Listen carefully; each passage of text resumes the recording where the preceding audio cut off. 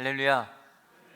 오늘 또 말씀을 통해 주시는 그 하나님의 은혜와 평강이 우리 모두에게 함께 하시기를 주님의 이름으로 간절히 축원합니다. 여러분 드라마 또 영화 보는 거 좋아하세요? 많이들 영화 드라마 보는 거 좋아할 거라고 생각이 듭니다. 저 역시 마찬가지로 드라마나 영화 보는 것 참 재밌고 즐거운 일입니다. 그런데 개인적으로는 저는 영화 보는 건 그래도 재밌다, 좋다 이런 생각이 드는데 드라마 보는 일에 대해서는 부담감이 좀 있습니다. 왜냐하면 영화는 2시간이면 끝나잖아요. 근데 드라마는 12부작, 16부작 너무 시간이 오래 걸릴 뿐만 아니라 또 한 가지 어려운 게 있는데 그게 뭐냐면 이 드라마는 작가들이요 매 회가 끝날 때마다 그 다음을 궁금하게 만듭니다. 저는 그걸 잘 못 참겠더라고요. 그 다음이 궁금해가지고. 그래서 웬만하면 한 번에 다 몰아보는 게 좋아요. 최근에 누가 저한테 이거 꼭 봐야 된다고 이야기해서 본 드라마가 있는데 그게 뭐냐면 슬기로운 감방생활. 왜 이렇게 재밌어요? 김재혁 선수 등장하고 저희 딸하고 하루에 2편씩만 딱 보자. 그게 안 돼. 어느 날은 막 3편도 보고. 왜? 그 다음이 너무 궁금해서. 잘 되는 영화, 잘 되는 드라마를 보면 특징들이 여러 가지 있는데 그 중에 하나가 뭐냐면 탄탄한 스토리 진행이에요. 뻔한 이야기가 없어요. 시청자들이 이 내용은 이렇게 흘러갈 것 같다, 그대로 작가들이 막 구성해서 글을 쓰면 그 드라마는 100% 실패합니다. 왜? 너무 뻔하니까 사람들이 안 보는 거죠.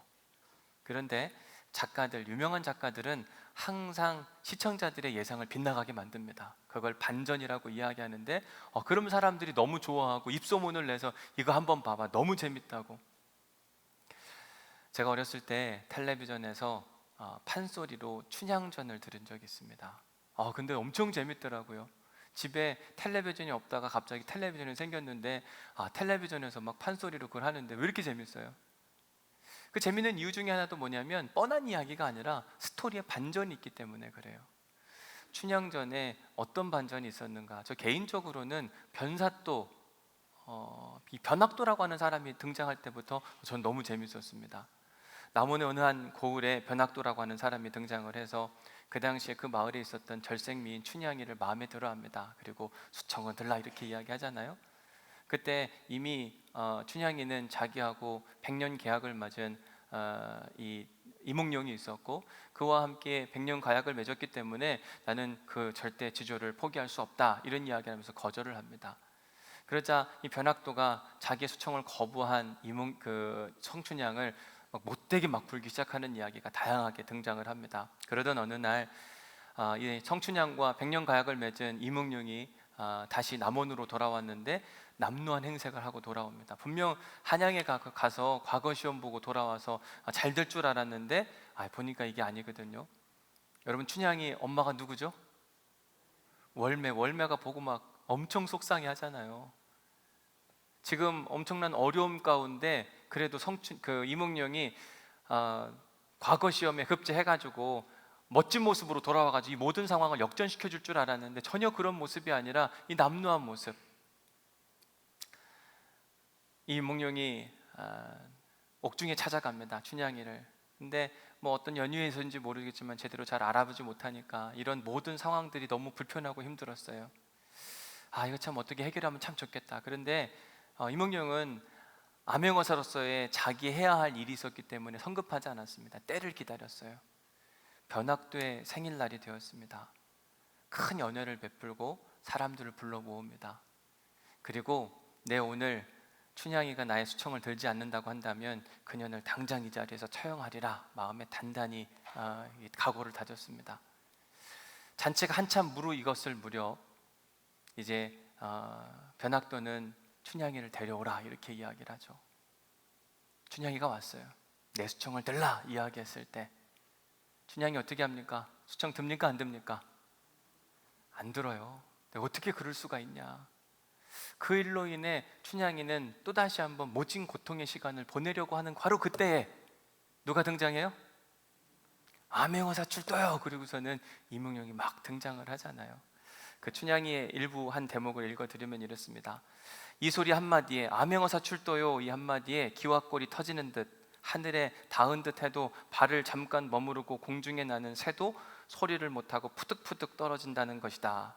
만좌수령이 청천벽력을 다하니 한참은 쥐죽은 듯 소리도 못 내고 몸도 못 움직이고 눈이 휴둥글하여 벌벌벌벌 떨고만 앉았고 본관은 지랄하는 사람 모양의 입술이 개흙빛이 되어 개버품을 푹푹하고 풍동한 사람 모양으로 머리와 사지를 덜덜덜 떨고 앉았다. 이게 바로 암행어사 이몽룡이 등장했을 때 모습을 묘사하고 있는 겁니다.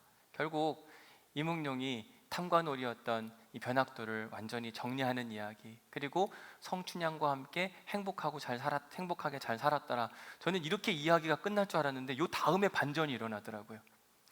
이몽룡이 관리의 자리에 딱 앉아가지고 저 앞에 있는 성춘향, 고개를 푹 숙이고 있는 성춘향한테 하는 이야기가 있잖아요. 너는 지아비를 버리고 내 수청을 들겠느냐.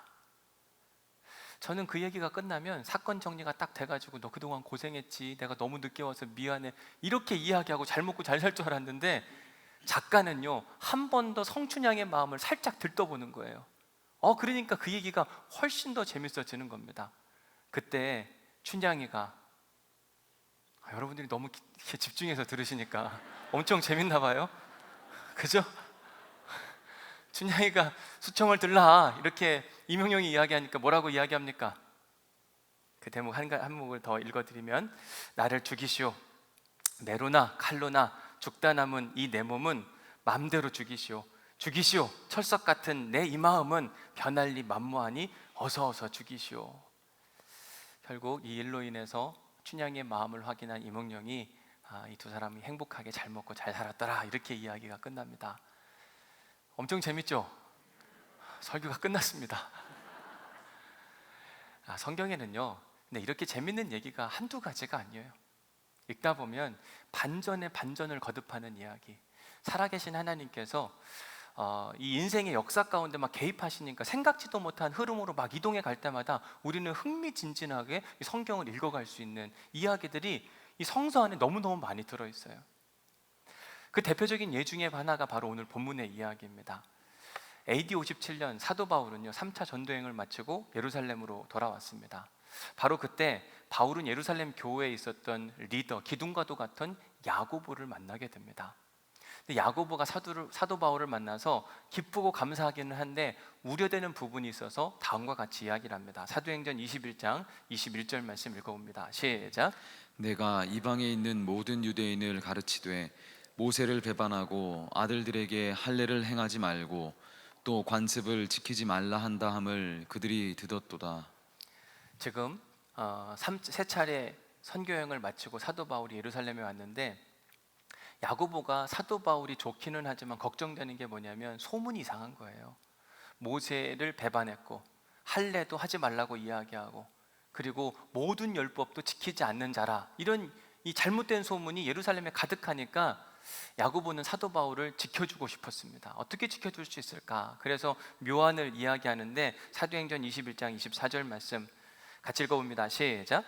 그들을 데리고 함께 결례를 행하고 그들을 위하여 비용을 내어 머리를 깎게 하라. 그러면 모든 사람이 그대에 대하여 들은 것이 사실이 아니고 그대도 율법을 지켜 행하는 줄로 알 것이라. 유대인들에게는 정결례라고 하는 법이 있었는데 그 정결례 예식을 기다리고 있었던 몇 사람이 있었습니다. 그 유대교 율법을 잘 못 지킨다고 하는 잘못된 소문을 불식하기 위해서 이 유대교 정결례를 당신이 서포트해주고 함께한다고 한다면 당신에 대한 잘못된 모든 사문들이 다 사라질 거니까 우리 이거 한번 해봅시다 라고 이야기했을 때 바울은 고개를 끄덕였습니다. 자기한테는 진짜 지금 중요한 게 뭐냐면 복음을 전하는 건데 자기에게 향한 잘못된 소문이 복음의 걸림돌이 된다? 이거 극복해야 되겠거든요. 그래서 야고보가 한 이야기대로 고스란히 합니다. 모든 정결례 비용을 대고 사도 바울이 성전에서 함께 그 모든 일을 참관하고 함께 참여하고 있었어요. 그때 총 7일의 시간이 걸렸는데, 자 27절 말씀에 보면 그 일회가 거의 참회 7일을 지켜야 되는데 그 7일이 거의 다 끝날 때쯤 됐어요. 그런데 아시아에서 온 어떤 유대인들이 성전에 있었던 바울을 보고 사람들을 충동하는 이야기입니다. 아마 드라마로 구성했다면 여기서 딱 끝나고 다음에 이렇게 나왔을 거예요. 도대체 그래서 어떻게 됐다는 건가? 충동해서 뭐 어떻게 된 건가? 자, 어떤 일이 벌어지는가? 28절 말씀 외치되 이스라엘 사람들아 도우라, 이 사람은 각처에서 우리 백성과 율법과 이곳을 비방하여 모든 사람을 가르치는 그자인데 또 헬라인을 데리고 성전에 들어가서 이 거룩한 곳을 더럽혔다 하니, 아시아에서 온 어떤 유대인들은 사도 바울을 싫어했습니다. 그러니까 그를 충동질해 사람들한테 충동질해서 그를 모함으로 몰아세우고 싶었던 거예요. 그래서 사람들이 막 흥분할 만한 이슈에 대해서 계속 이야기를 꺼내는 거죠. 결국 그 이야기에 의해서 사람들은 선동을 당하게 됩니다. 21장 30절에 보니까 온 성이 소동해서 문까지 닫히고 이제는 사도 바울이 죽을 만한 위기에 처해 있습니다. 죽을까 말까, 여기서 또 끝날 거예요. 다음 회에 죽습니까 안 죽습니까? 주인공은 잘 안 죽잖아요, 그렇죠? 도와줄 사람이 등장을 하는 겁니다. 누가 등장하냐면 21장 31절 말씀, 누가 등장했어요? 군대의 천부장 글라우디우스가 등장해서 그 모든 상황을 정리해주고, 사람들이 흥분하니까 사도 바울을 탁 보호해가지고 안토니아 성 요새라고 하는 곳에 탁 갖다가 둡니다. 저는 또 이렇게 이야기하면 또 끝날 줄 알았는데 들어가는 중에, 자 21장 37절 말씀 읽어보겠습니다. 시작. 바울을 데리고 영내로 들어가려 할 그때에 바울이 천부장에게 이르되 내가 당신에게 말할 수 있느냐? 이르되 내가 헬라말을 아느냐? 바울이 천부장에게 헬란말, 그 당시에 로마의 공용어였던 헬란말을 건네므로 인해 또 다른 사건이 막 전개가 되는 거죠. 이 천부장은 이 사람이 이집트에서 온 자객인 줄 알았는데 그런 게 아닌 겁니다. 그러니까 너 헬란말 할 줄 아네? 그러면서 관심을 보입니다. 그래서 바울이 그때 뭔가 또 하나를 건네게 되죠. 바울이 이르되 나는 유대인이라 소읍이 아닌 길리기아 다소시의 시민이니 청하건대, 내가 원하는데 내가 저 백성들에게 연설을 한번 할 수 있도록 허락해주면 참 좋겠다, 이렇게 이야기를 건네게 되죠. 그러자 천부장이 그 이야기를 듣고 한번 해봐라, 네가 무슨 얘기를 하는지 내가 한번 봐야 되겠다, 천부장이 허락하거늘. 그래서 지난주에 살펴봤던 것처럼 바울이 사람들 앞에 서서 손짓을 하면서 히브리어로 연설을 하기 시작하자 사람들이 막 조용히 듣기 시작을 했습니다. 너무 재미있게 흥무진진하게 사도 바울의 간증을 듣다가 갑자기 이방인 이야기가 나오기 시작하면서 막 흥분하고 폭발하는 이야기가 22절, 23절에 나옵니다. 같이 읽어볼게요. 22절, 23절 시작. 이 말하는 것까지 그들이 듣다가 소리질러 이르되 이러한 자는 세상에서 없애버리자, 살려둘 자가 아니라 하여 떠들며 옷을 벗어 던지고 티끌을 공중에 날리니. 사도행전 21장부터 22장까지를 드라마로 구성하면 진짜 대박 날 것 같아요. 왜냐하면 반전에 반전을 막 계속 거듭하기 때문에 궁금하고, 또 다른 스토리가 어떻게 이렇게 진행될 수 있을까, 이런 이야기가 너무너무 많습니다.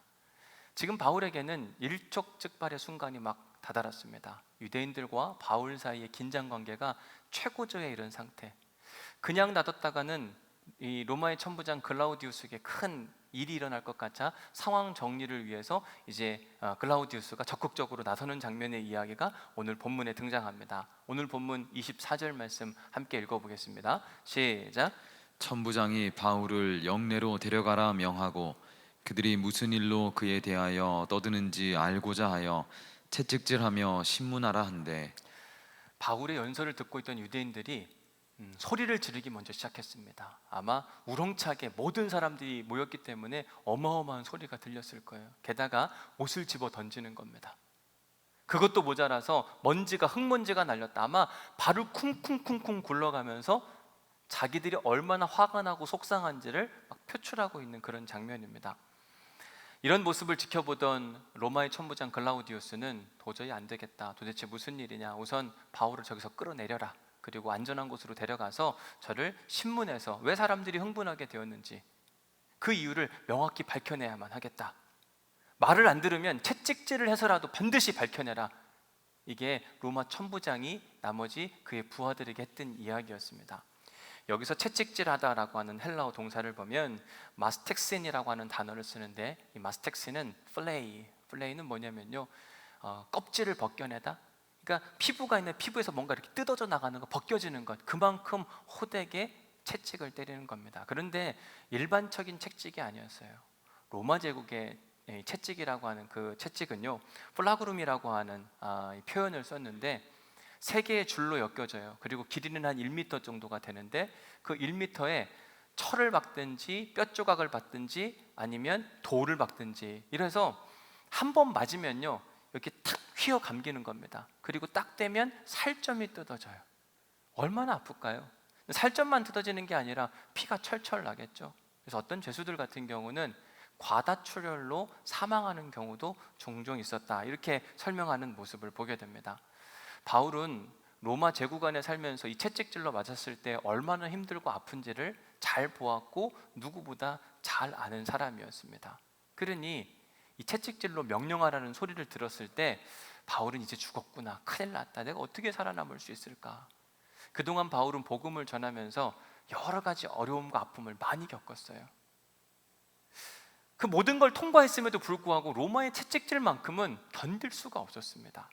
25절의 말씀에 보면 가죽줄로 바울을 매니 로마의 군인들이 바울을 신문하기 가장 좋은 자세로 탁 묶어가지고 채찍질을 때릴 준비를 하고 있는 겁니다. 그러니까 더 힘들고 어려운 거죠. 어쩌면 내가 죽을 수도 있겠다라는 생각 때문에 아마 바울은 만감이 교차를 했을 겁니다. 죽음을 앞에 둔 사람이 가장 많이 하는 일 중에 하나가 바로 지난 날을 돌아보는 거라고 하더라고요. 내가 어떻게 살아왔는지, 어떤 사건들이 있었는지. 바울은 길리기아 다소에서 태어났습니다. 어린 시절 유복하게 지냈고 예루살렘에서 유학을 할 정도로 아주 탁월한 사람이었습니다. 게다가 성공에 대한 열정이 있어서 누가 시키지도 않았는데 예루살렘을 떠나서 담메색으로 가던 그 길에 부활하신 주님을 만나게 되었고 1차 선교행, 2차 선교행, 3차 선교행 10년 동안 약 2만 킬로 이상 걸어다니면서 복음 전도에 대한 열정을 가지고 있었던 사람이에요. 그런데 이젠 여기서 끝났나 보다. 바울은요, 아직도 마음 가운데 하고 싶은 일이 너무너무 많은데 여기서 그만둬야 되나? 나 더 하고 싶은데? 나한텐 꿈이 있는데? 바울이 가졌던 그 꿈이 뭐냐? 사도행전 19장 21절에 나옵니다. 같이 읽어볼게요. 시작. 이 일이 있은 후에 바울이 마게도냐와 아가야를 거쳐 예루살렘에 가기로 작정하여 이르되 내가 거기 갔다가 후에 로마도 보아야 하리라 하고. 여러분, 바울의 꿈이 뭡니까? 로마를 가고 싶어 해요. 왜 로마를 가고 싶어 하나? 로마는 로마 제국의 수도였는데 모든 길은 로마로 통해 있다고 이야기하잖아요. 바울이 로마에 가서 복음을 전하면 그 통해진 길을 통하여서 복음이 땅끝까지 갈 거라고 하는 기대감이 있었습니다. 그러면 땅끝까지 복음이 증거되면 주님이, 자기가 그렇게 기다리고 소망하던 주님이 다시 오게 될 것이다. 그러니까 자기는 하나님 나라 선교를 위해서 로마까지 가고 싶은 소망이 간절했어요. 그래서 누가 뭐라고 이야기하지도 않았는데 사람들 앞에 선포하는 겁니다. 나는 로마까지 가야 하리라. 그런데 지금 로마를 갈 수 없는 상황이에요. 예루살렘에서 죽을 수밖에 없는 상황이 되었습니다. 지금 저기 준비된 채찍으로 내가 맞는다고 한다면 내 살점이 뜯어져 나갈 것이고 몇 차례만 맞아도 내가 피를 흘리며 죽어가게 될 텐데 내가 과연 로마까지 갈 수 있을까? 혹여나 저 채찍을 맞고 내가 살아난다고 할지라도 성한 몸으로도 로마까지 가기가 힘들고 어려운데 그 아픈 몸을 가지고 내가 로마까지 갈 수 있을까? 절대 그럴 수 없다고 본인 스스로 판단하는 겁니다. 좌절이에요. 절망입니다. 그런데 그때 여러분, 오늘 설교 제목을 보십시오. 뭐라고 되어 있습니까? 잠깐. 완전한 절망의 상황, 희망이 안 보이는 그런 상황이었는데 하나님께서 이 모든 것을 다 풀어 헤쳐나가서 새로운 길을 만들어낼 묘수 하나를 생각나게 하셨어요. 그게 뭐냐? 우리 25절 한 번 더 읽어볼게요. 25절 시작. 가죽줄로 바울을 매니 바울이 곁에 서 있는 백부장더러 이르되 너희가 로마 시민 된 자를 죄도 정하지 아니하고 채찍질할 수 있느냐 하니. 지금 그 묘수가 뭐였습니까? 로마의 시민권. 사도 바울은 태어날 때부터 로마의 시민권자였습니다. 그는 길리기아 다소에서 태어났는데요, 유대인이었지만 로마의 시민이었기 때문에 남들이 갖지 못한 다양한 혜택들을 그가 누릴 수가 있었습니다. 무엇보다 교육의 기회가 있었고요, 이동의 자유가 있었어요. 그래서 바울은요, 1차 선교행, 2차 선교행 할 때 막 지역을 넘나들다잖아요. 이방인들은 함부로 그렇게 할 수가 없었습니다. 근데 로마의 시민이었기 때문에 이렇게 막 자유롭게 돌아다닐 수가 있었어요.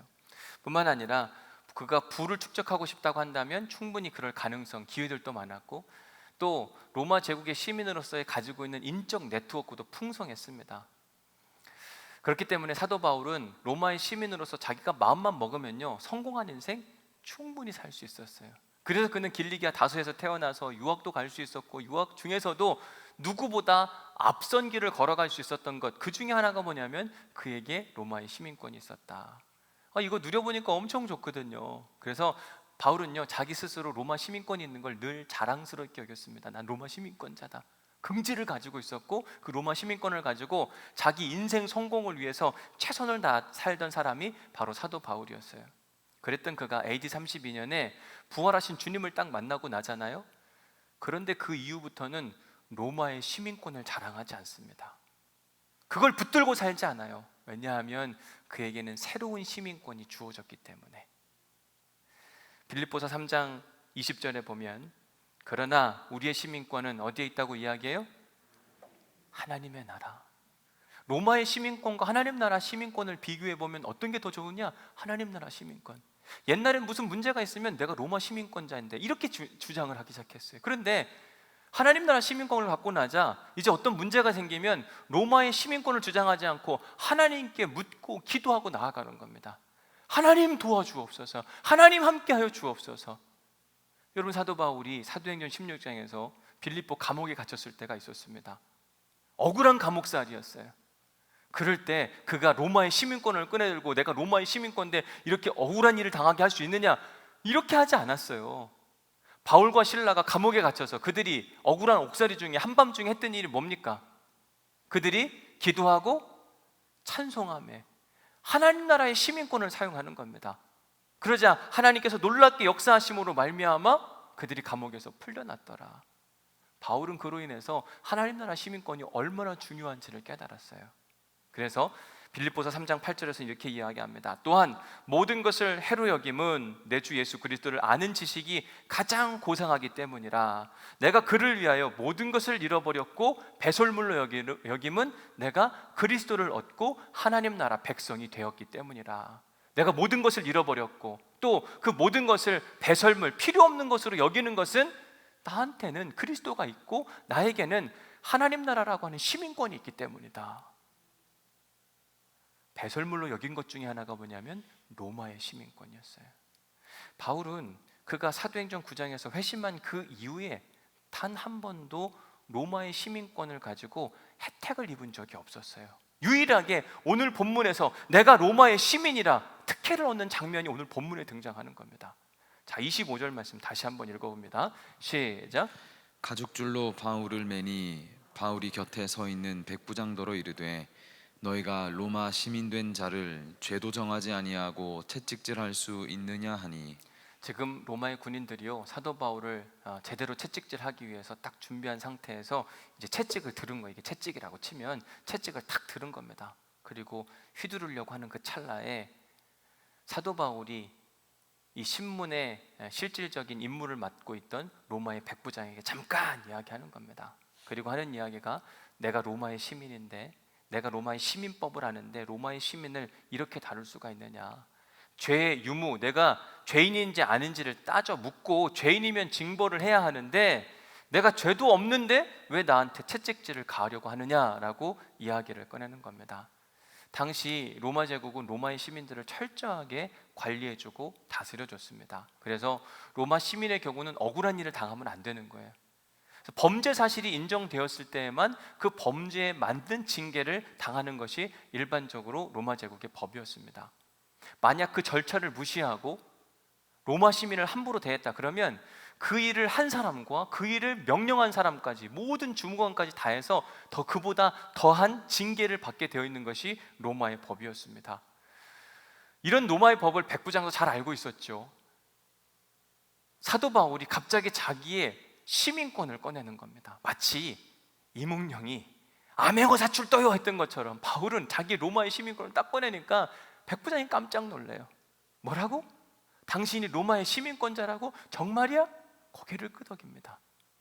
그러자 이 일을 직접 명령한 천부장 글라우디우스에게 백부장이 얼른 달려가서 이야기를 합니다. 26절 말씀 읽습니다. 시작. 백부장이 듣고 가서 천부장에게 전하여 이르되 어찌하여 하느냐 이는 로마 시민이라 하니. 백부장이 천부장에게 이야기합니다. 우리가 몰랐는데 지금 채찍질하려고 하는 저 사람이 로마의 시민이라고 하는데 어떻게 하면 좋겠습니까? 천부장이 그 이야기를 듣고 한 걸음에 달려옵니다. 천부장이 와서 바울에게 말하되 내가 로마 시민이냐? 바울이 당연히 그렇다고 이야기를 하죠. 이때 천부장이 궁금한 게 하나가 있어서 묻습니다. 28절 29절 말씀 읽어볼게요. 시작. 천부장이 대답하되 나는 돈을 많이 들여 이 시민권을 얻었노라. 바울이 이르되 나는 나면서부터라 하니 신문하려던 사람들이 곧 그에게서 물러가고 천부장도 그가 로마 시민인 줄 알고 또 그 결박한 것 때문에 두려워하니라. 당시 로마 제국의 시민권은 이방인들에게는 흠모의 대상 중에 하나였어요. 로마 시민권 가질 수만 있다면 꼭 갖고 싶다. 왜냐하면 로마 시민권자로서 갖고 있는 이 베너핏이 엄청나게 많거든요. 그러니까 저거 하나만 있으면 얼마나 좋을까 간절한 마음 가운데 사람들이 기대하고 사모합니다. 방법이 아예 없는 건 아니었어요. 두 가지 방법, 이방인이 로마 제국의 시민권을 얻는 두 가지 방법이 있었는데, 첫 번째는 로마 제국에 혁혁한 공을 세우면, 우리나라도 마찬가지일 거예요. 특별한 공을 세우면 그 사람들한테 특별 시민권을 주는 겁니다. 로마 시대에도 마찬가지였어요. 비로마인이 로마 제국에 특별한 공을 세우게 되면 그런 사람들한테 로마의 시민권을 줘서 시민권을 얻을 수 있도록 해주게 됩니다. 자, 이런 게 아니면 어떤 방법으로 또 로마의 시민권을 얻을 수 있을까요? 돈이면 안 되는 게 없잖아요, 그렇죠? 예나 지금이나 똑같은 것 같습니다. 부패한 관리들에게 그렇다고 돈을 조금 주면 안 되는 겁니다. 그 가치가 있기 때문에 상당한 뇌물을 줘야만 로마의 시민권을 얻을 수가 있었어요. 그런데 오늘 본문에 등장하는 천부장은 혁혁한 공을 세웠습니까? 아니면 돈을 들여서 산 겁니까? 돈, 그것도 많은 돈을 줬다고 이야기합니다. 자, 로마의 시민권을 이방인이 얻는 방법 두 가지라고 이야기했는데, 윤리적 차원의 문제에서 하나는 그래도 윤리적이에요. 왜? 로마 제국에 좋은 일을 했더니 그냥 거저받는 선물이잖아요. 그런데 두 번째 케이스 같은 경우는 로마의 시민권을 갖고 있지만 비윤리적인 형태의 모습으로 획득한 시민권이에요. 자, 여러분들이 생각할 때 윤리적으로 시민권을 얻는 게 더 좋을까요? 아니면 비윤리적으로도 시민권을 얻는 게 더 좋을까요? 수단과 방법을 가리지 않고 얻으면 괜찮죠? 그죠? 가치면으로 봤을 때 사람들이 봐도요, 태어날 때 그 시민인자와 그리고 돈을 가지고 로마의 시민권을 얻은 사람들은 완전히 달랐어요. 바울은 뭐 그의 부모, 할아버지나 아버지가 무슨 혁혁한 공을 세웠는지 뇌물을 줬는지 이런 얘기는 나오지 않기 때문에 솔직히 잘 모르겠습니다. 그러나 분명한 사실은 뭐냐면 바울은 태어날 때부터 로마의 시민권을 갖고 태어났어요. 그런데 이와는 반대로 지금 글라우디우스라고 하는 로마의 천부장은 엄청난 돈을 가지고 그것 때문에 로마의 시민권을 얻은 겁니다. 시민권을 갖고 있지만 사람들한테 따가운 눈총을 받고 있었어요. 그리고 실제로 로마 사회 안에서도 분명한 차이가 있었습니다. 누가 더 높으냐? 지위상으로 봤을 때는 지금 로마의 천부장이 훨씬 더 높은 것 같지만 윤리적인 차원의 문제에서 봤을 때, 그리고 사람들이 생각할 때에도 태어날 때부터 시민권을 가지고 태어난 사람이 훨씬 더 괜찮은 사람이라고 인정해주는 분위기였습니다. 이 모든 사실을 알고 나니까 천부장이 두려운 겁니다. 우선 결박한 것도 두렵고 채찍질하라고 명령한 것도 두렵고, 혹여나 이 사람이 잘못이 없는데 유대인들이 모함한 것이라고 이야기한다면 그 모든 잘못에 대한 죄를 본인 덤탱이를 쓰게 생겼거든요. 그러니까 두렵고 떨리는 마음 가운데 그를 자유롭게 놔주었고, 그 이튿날 사람들을 불러 모아다가 이 일에 대한 진위를 심사하는 일을 진행하는 이야기가 오늘 본문의 이야기입니다. 재밌지 않으세요? 저는 이 성경 읽으면서 참 재밌다, 이렇게 재밌는 이야기가 성경에 있구나라는 생각을 해보게 됐어요. 바울이 진짜 위기의 상황 가운데 도저히 빠져나갈 구멍이 없을 것 같고 그 채찍질에 맞을 것 같은데 갑자기 그 로마의 시민권을 통해서 막 살아나는 이야기. 그런데요, 성경에 보면 이렇게 재밌는 이야기가 너무너무 많아요. 반전에 반전을 거듭하는 이야기. 몇 가지 더 이야기를 해드리면, 우선 출애굽기 14장에 보면 출애굽기는 이스라엘 백성들이 가나안 땅에 애굽 땅에 살다가 가나안 땅으로 탈출하는 이야기잖아요. 10가지의 재앙을 통해서 우여곡절 끝에 탈출을 했는데 앞에는 홍해가 있고 뒤에는 애굽의 군대가 쫓아왔습니다. 이제 죽을 뻔한 상황이 됐어요. 그러자 이스라엘 백성들이 모세를 향해서 어떻게 합니까? 불평하고 원망하고, 왜 우리를 애굽 땅에 그냥 두지 광야에서 죽게 하느냐, 막 소리를 지르고 원망하는 이야기. 그때 모세가 했던 이야기가 뭐냐면 너희는 가만히 서서 여호와가 하나님 됨을 알지어다. 그리고 기도를 하자. 어떤 일이 일어나는가? 출애굽기 14장 21절 말씀 같이 읽어봅니다. 시작. 모세가 바다 위로 손을 내밀매 여호와께서 큰 동풍이 밤새도록 바닷물을 물러가게 하시니 물이 갈라져 바다가 마른 땅이 된지라.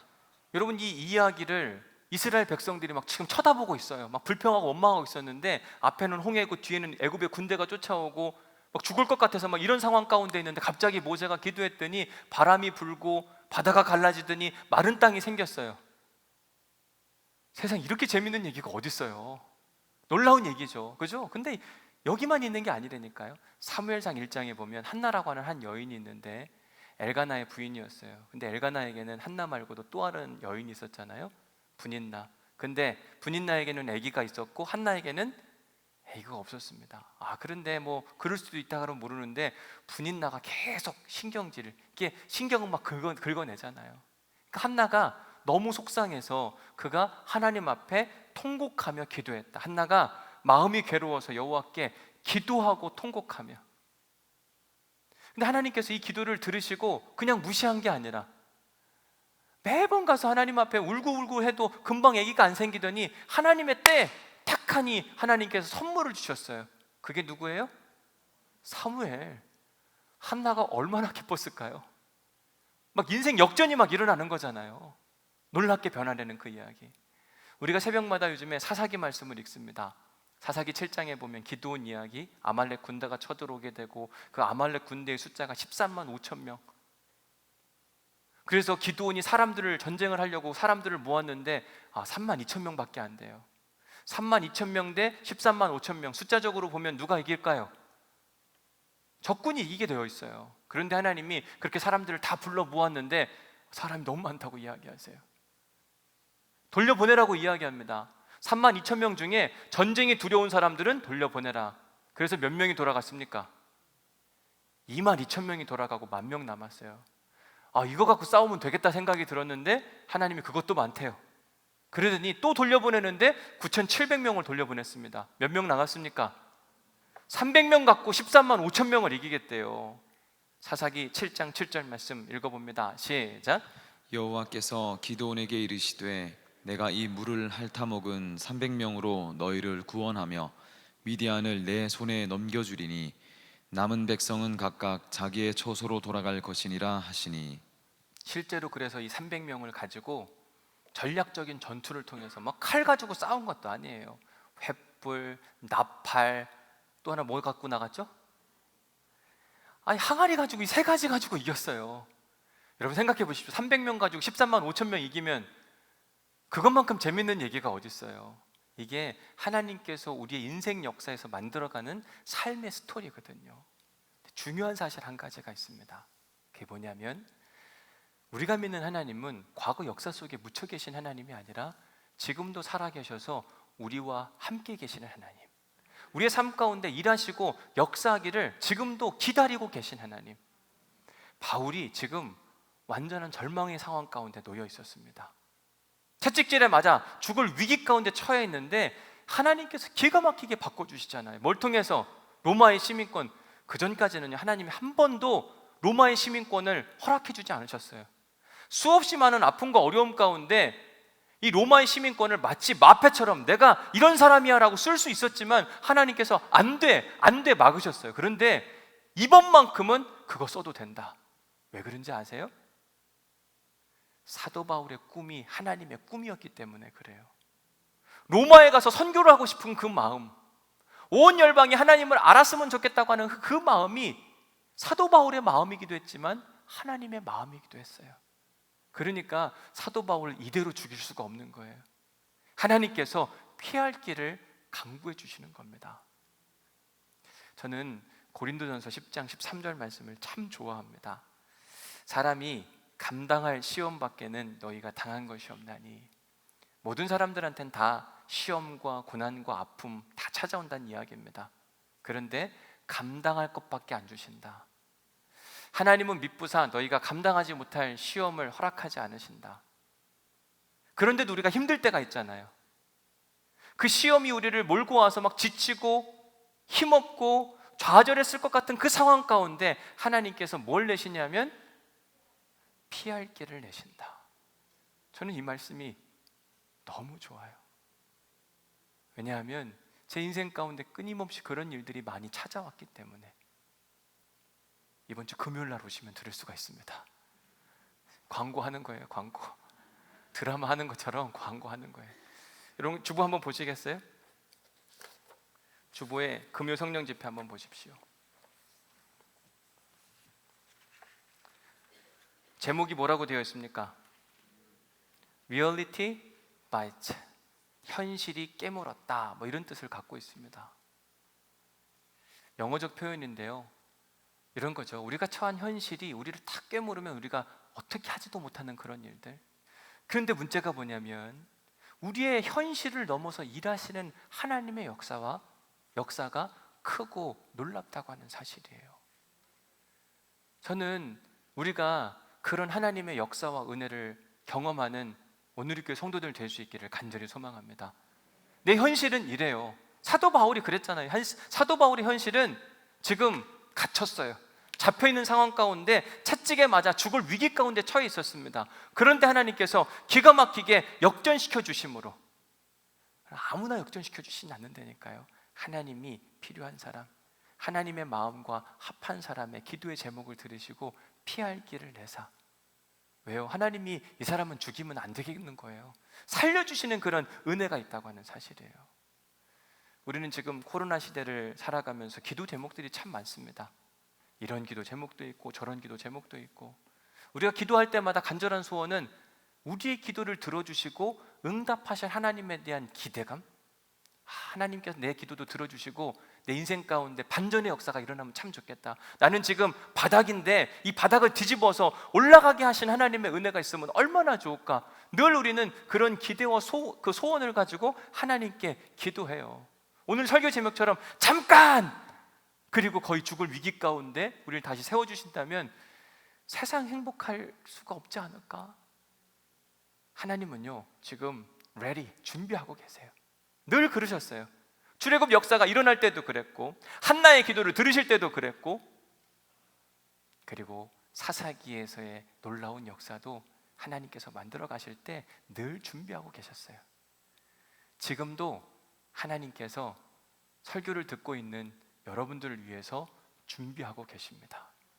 우리들을 지켜보시고 우리들과 함께 하시며 우리 인생 가운데 인생의 반전 드라마를 만들어 가시기 위해서 오늘 또 이 말씀을 우리에게 허락해 주시는 거예요. 바라기는 오늘 예배에 참석한 우리 모두, 또 온라인으로 드리는 모든 성도들에게 이런 하나님의 은혜와 역사가 나타날 수 있기를 주님의 이름으로 간절히 축복합니다. 근데 뭐가 있냐면요, 우리의 뜻과 삶의 목표가 하나님 나라에 초점이 맞춰져 있어야 돼요. 지난주에 설교한 것처럼 성을 쌓으려고 하는 사람들의 기도 백날 해보십시오. 들어주는 게 저주예요. 내가 성을 쌓으려고 이렇게 기도하는데 하나님 잘 들어주신다. 이건 축복이 아니라 저주입니다. 반대로 내가 하나님의 뜻, 누군가의 길이 되어주려고 부르짖는 그 기도 가운데 하나님이 들어주시는 그 은혜, 그게 바로 사도 바울의 인생이었어요. 저는 오늘 설교를 마무리하면서 사도 바울이 했던 마지막 그 19장 21절의 고백을 함께 읽고 설교를 마치도록 하겠습니다. 기도합니다. 읽어봅니다. 시작.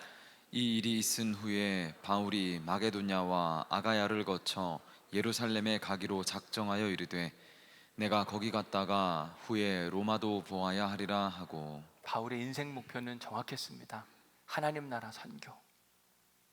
그걸 위해서 1차 선교행, 2차 선교행, 3차 선교행, 그리고 로마까지 가보아야 하리라. 그랬더니 그의 인생의 가장 큰 어려움 가운데 결정적으로 그 모든 것을 뒤집어내셔서 로마의 시민권을 사용함으로 모든 상황을 뒤바꿔 주시는 모습을 보게 됩니다.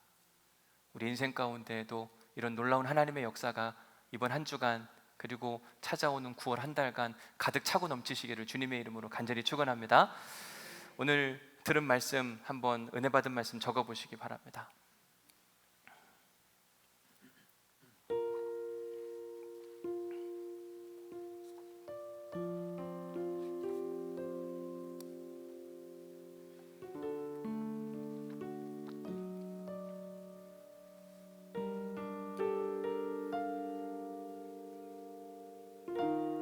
두 번째 질문은 지난주에는 당신이 아는 중보기도 제목을 적어보시라 말씀을 드렸는데 오늘은 여러분들의 기도 제목을 한번 적어보세요. 너무 추상적이지 않고 이렇게 딱 제안을 해드릴게요. 9월 달에 하나님이 들어주시면 딱 좋겠는 기도 제목을 한번 적어보세요. 주식이 올랐으면 참 좋겠다, 그죠? 뭐든지 한번 적어보십시오. 9월 달에 들어줬으면 좋겠는 기도 제목. 너무 추상적으로 적으면 이게 기도가 응답되는지 안 되는지 잘 모르니까 9월 달에 하나님이 이거 기도 꼭 들어주시면 좋겠다. 마지막 세 번째, 기도 제목이 있는데 그게 뭐하고 연결되어야 되냐면 하나님 나라하고 연결되어야 돼요. 내 기도 제목이 지금 성을 쌓기 위한 기도 제목인가? 아니면 하나님 나라의 길이 되어주기 위한 기도 제목인가 잘 보셔야만 합니다. 내 기도 제목, 하나님의 길이 되어주는 기도 제목은 하나님께서 사도 바울에게 로마의 시민권을 사용해서 역전시켜 주셨듯이 반드시 우리에게 새로운 은혜를 베풀어 주실 것입니다. 9월 한 달간 이제 8월을 마무리하고 9월을 시작하게 되는데 9월 한 달간 여러분들의 저기 써놓은 기도 제목이 온전히 응답받을 수 있기를 간절히 축복합니다. 9월 1일 날 들고 오셔요. 새벽에 그거 들고 오셔서 함께 기도함으로 그 기도에 응답하신 하나님. 오늘 마지막 찬양할 우리 결단 찬양은요, 이제 역전되리라고 하는 찬양인데 우리가 어느 때 보면 너무 기도를 하지 않습니다. 내 방법과 생각으로 막 애를 써요. 근데 바울은 사도행전 16장에서도 기도하고 찬송하며 이 순간에도 아마 엄청 기도하고 찬송했을 겁니다. 하나님 일하시길 소망합니다. 내가 죽어야만 합니까? 내 길을 여실 하나님을 믿고 신뢰합니다. 그때 하나님께서 로마의 시민권이란 기가 막힌 방법을 생각나게 하셨거든요. 이 찬양 가사의 곡을 보면 이렇게 되어 있습니다. 기도를 멈추지 마라. 눈앞의 상황이 마음을 눌러도 원망치 마라. 너의 입을 지켜라. 우리 입술 가운데 실망하고 좌절하고 탓하고 이런 거 절대 하지 말라고 이야기합니다. 마음을 빼앗기지 마라. 내가 널 도우지 않는다는 이야기. 막 우리는 어려움에 처하면 하나님 안 돕는 것 같고 사람들이 뭐 예수 믿는데 아무것도 없네 이렇게 이야기하는데 그러니 기울이지 말라고 이야기해요. 너희들은 모든 게 불리해도 뭐 하라고요? 기도하라. 이 주님의 음성을 듣고 이번 한 주간 함께 우리 자신들을 위한 기도의 시간들을 꼭 가질 수 있기를 간절히 소망합니다. 이 찬양을 주님께 믿음으로 올려드리도록 하겠습니다. 기도를 멈추지 마라.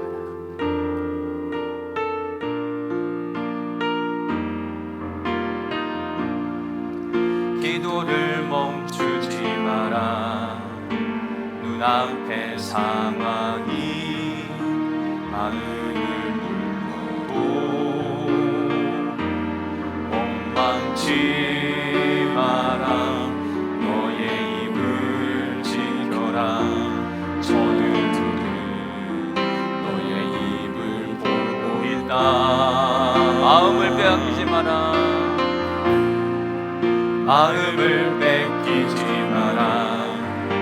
내가 널 도우지 않는다는 소리에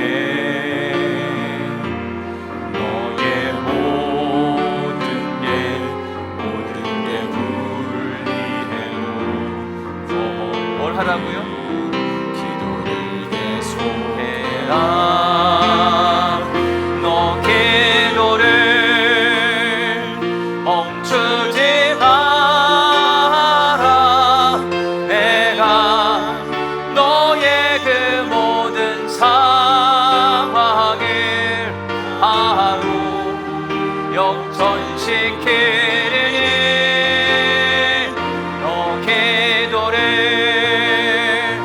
멈추지 마라. 내가 잠시도 쉬지 않고 모든 걸 지켜보고 있으니 바로 역전되리라. 여러분, 우리의 기도 제목이 응답되길 원하지 않으세요? 간절히 소원하지 않으세요? 우리 다 함께 자리에서 일어나셔서 오늘 주신 말씀 생각하고 이 이 가사의 고백이 곧 나의 고백이 되기를 소망하는 마음으로 다시 한번 간절한 마음으로 믿음의 고백을 하나님께 올려드리겠습니다. 기도를 멈추지 마라.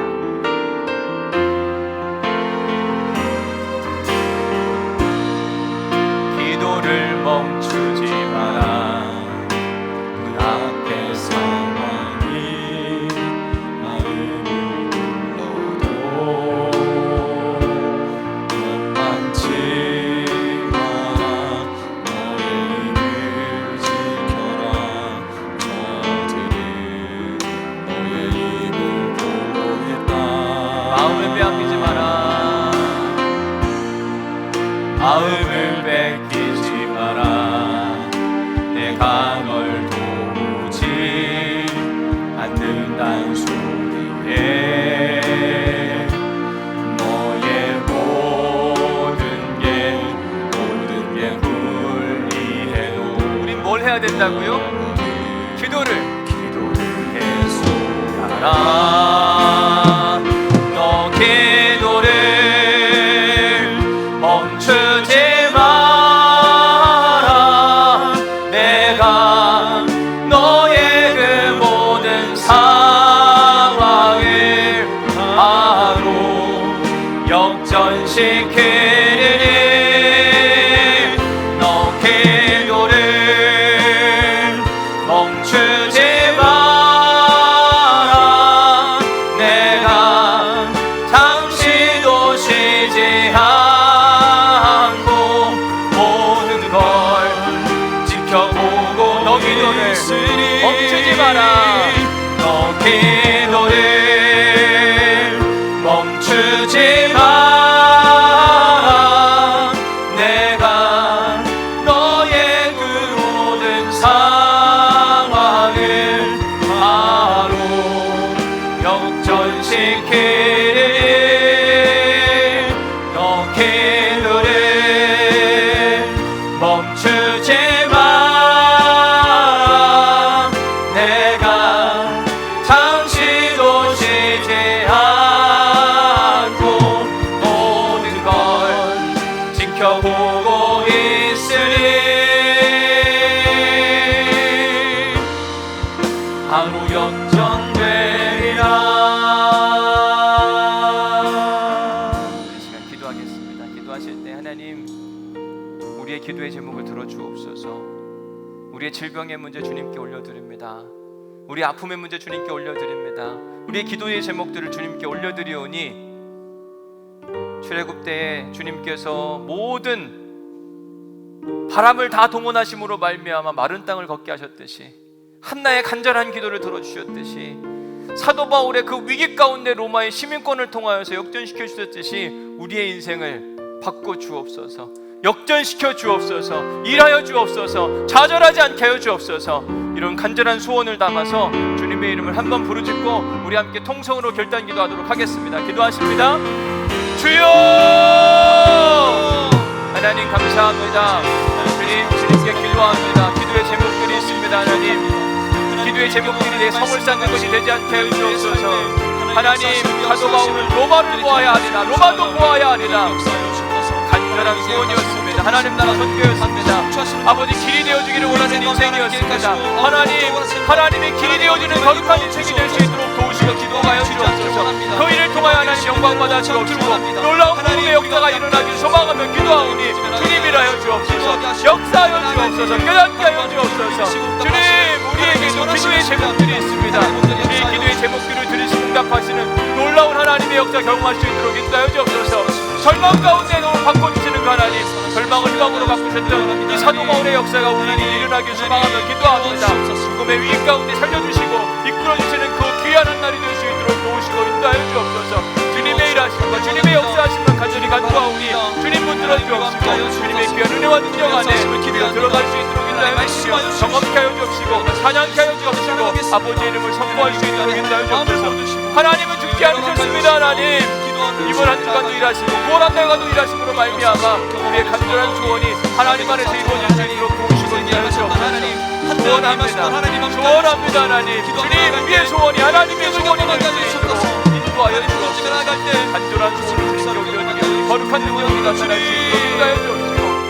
함께 하시는 놀라운 하나님의 역사 발견할 수 있도록 인도하여 주옵소서. 주님 참고 주님 예배합니다. 주님 기다리고 알게 하여 주시고 오직 주님께만 드릴 수 있는 귀한 시간 될 수 있도록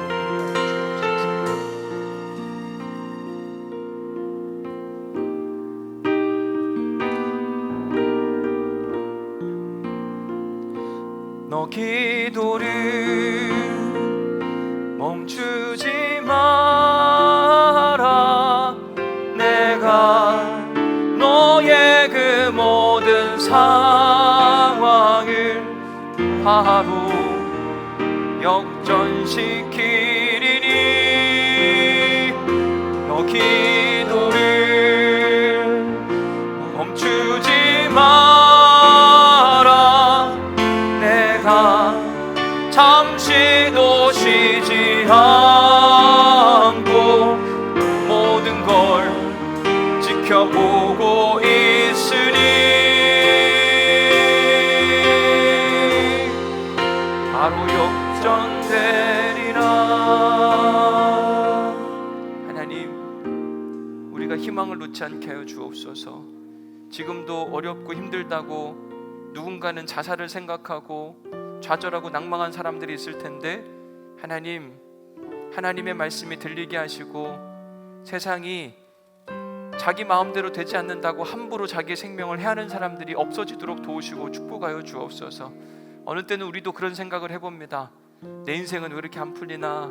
하나님이 계시나? 어렵다, 아프다. 하나님, 그때도 하나님은 우리를 지켜보시고 우리의 뜻과 하나님의 뜻이 맞아지기를 간절히 소원하신 줄 믿사오니 이 시간 주님의 말씀을 듣고 사도 바울과 같이 우리의 시선을 하나님께 고정시키며 기도를 멈추지 않게 하여 주옵소서. 우리의 기도를 들으시고 놀랍게 역사하신 하나님 경험할 수 있도록 인도하여 주옵소서. 너 기도를 멈춰서지 마라 말씀하셨사오니 아멘 하고 우리의 기도의 제목을 붙들고 간절히 하나님께 부르짖음으로 바울에게 응답하셨던 하나님, 한나에게 응답하셨던 하나님, 기드온에게 응답하셨던 하나님이 우리 하나님인 줄 믿사오니 경험하게 하여 주시옵소서. 이제는 우리 주 예수 그리스도의 은혜와 아버지 하나님의 극진하신 사랑과 성령님의 감동 감화 역사 교통 위로하심이 낭만과 좌절과 두려움 가운데 있는 우리 사랑하는 성도들, 주님 제발 위로하여 주옵소서. 새 힘을 주시고 거룩하신 하나님의 평강과 능력을 마음껏 경험하는 이번 한 주간과 9월 한 달이 될 수 있기를 주님의 이름으로 간절히 축원하옵나이다. 아멘.